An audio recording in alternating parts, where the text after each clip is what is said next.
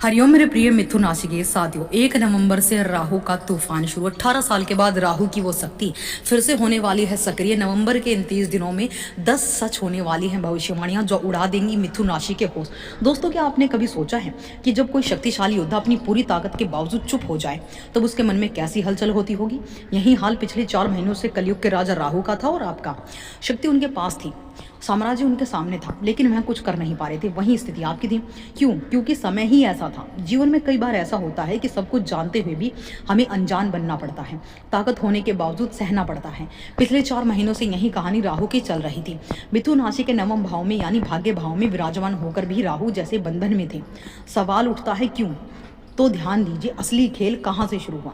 देखिए, राहु जो है इस समय युवावस्था में है, जागृत अवस्था में है और अपने मित्र शनि की कुंभ राशि में यानी स्वयं के साम्राज्य में बैठे हैं। अब जब राहु अपने साम्राज्य में होगा तो उसकी शक्ति अपार नहीं, प्रचंड शक्तिशाली होंगी। खुद के साम्राज्य में राजा प्रभावशाली शक्तिशाली होता है। अब माहौल बदलने वाला है, आपके पक्ष में आने वाला है, क्योंकि 1 नवंबर से राहु की सक्रियता आपके जीवन के 4 क्षेत्रों को प्रभावित करने वाली है। जीवन के वे कौन से 4 क्षेत्र हैं जहां पर राहु अपनी पूरी ताकत से भाग्य को चमकाएगा, मिथुन राशि को बड़े परिवर्तन और प्रगति से जोड़ेगा। लेकिन ऐसा क्यों नहीं हुआ? क्यों इतने समय तक यह प्रभाव दिखाई नहीं दिया? कारण, राहु मृत अवस्था में था और अपनी एनर्जी को जो है कंट्रोल करके रखा हुआ था। अब 1 नवंबर से वो फिर से पुनः सक्रिय होगा और फिर से आपकी लाइफ में बड़ी चेंजिंग होने वाले हैं। इनके पास शक्ति और सामर्थ्य दोनों हैं, लेकिन ये कब यूज़ करें ये तो इन्हीं पर डिपेंड करता है। अब देखिए, 1 नवंबर से फिर से राहु की स्थिति आपकी लाइफ में सक्रिय रूप धारण करने वाली है। अगर आपकी मिथुन राशि है तो अब आप मिलेंगे राहु की उस शक्ति से जो आपको एक नया जीवन देने वाली है।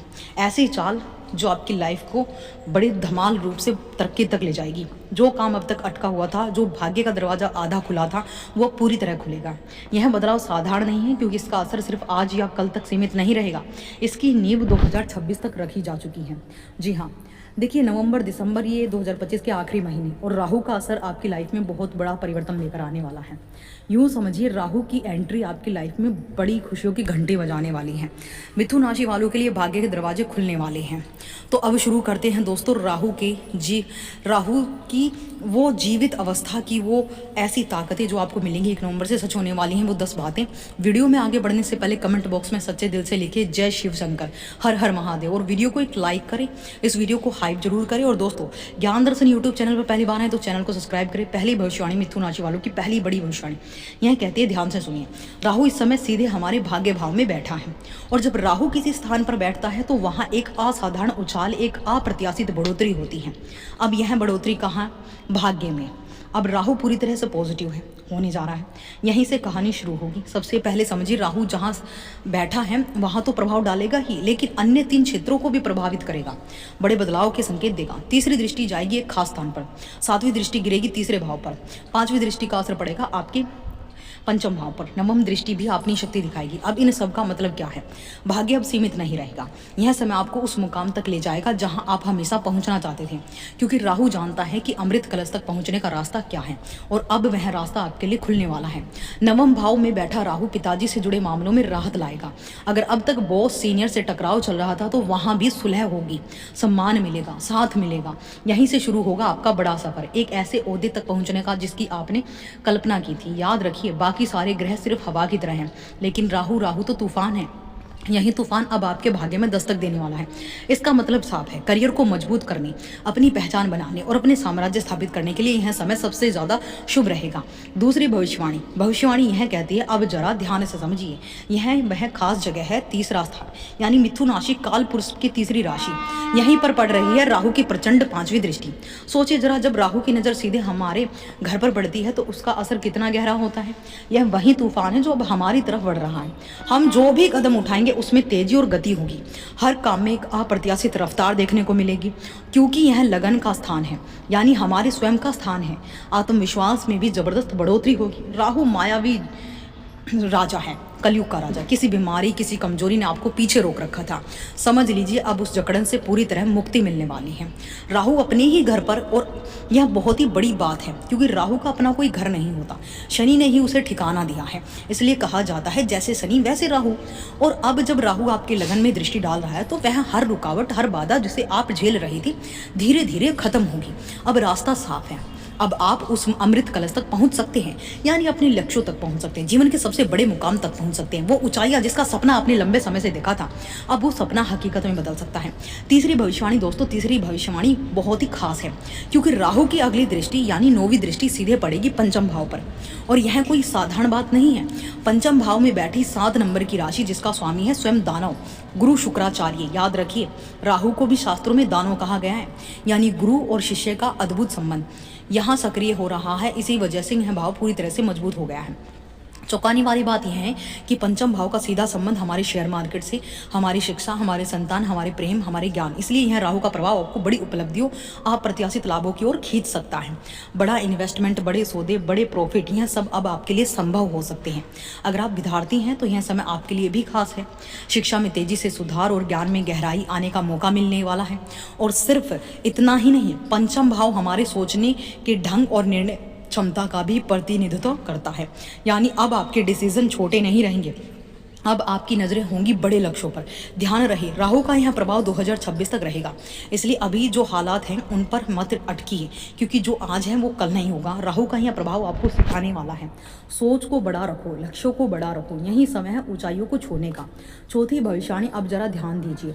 राहु की तो तीसरी दृष्टि है, यह सीधे आपके तीसरे भाव पर पड़ रही है। अब तीसरा भाव यानी आपका आत्मविश्वास, आपका साहस, आपका पराक्रम, आपका घर। यही नहीं, भावा भावम सिद्धांत यही देता है कि अष्टम से अष्टम भी है। इसका मतलब है कि जिन रुकावटों और तनाव या डिप्रेशन के साए आपने अब तक देखे हैं, उनसे बाहर निकलने का एक नया आपको दिशा मिलने वाली है।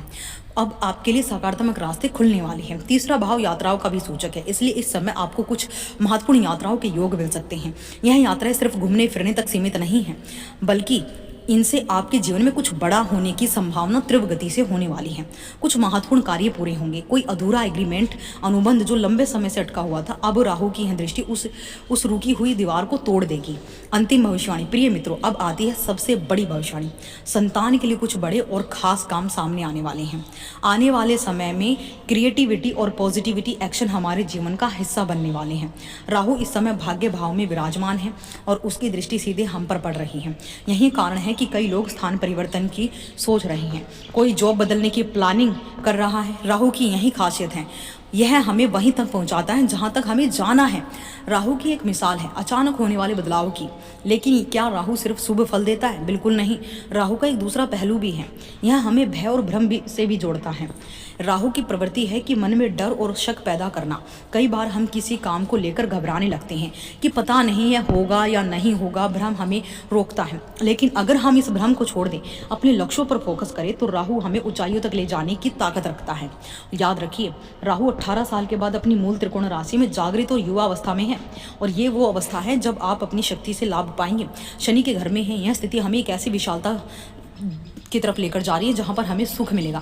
राहु वह ग्रह है जो किसी को रातों रात करोड़पति बना सकता है और रातों रात करोड़पति से सड़क पर भी ला सकता है। लेकिन इस समय क्योंकि राहु भाग्य भाव में है, इसलिए हमारा भाग्य मजबूत रहेगा। उपाय के रूप में क्या किया जाए? सबसे प्रभावशाली उपाय शिवलिंग पर नियमित रूप से जलाभिषेक करना, धूप दीप लगा देना।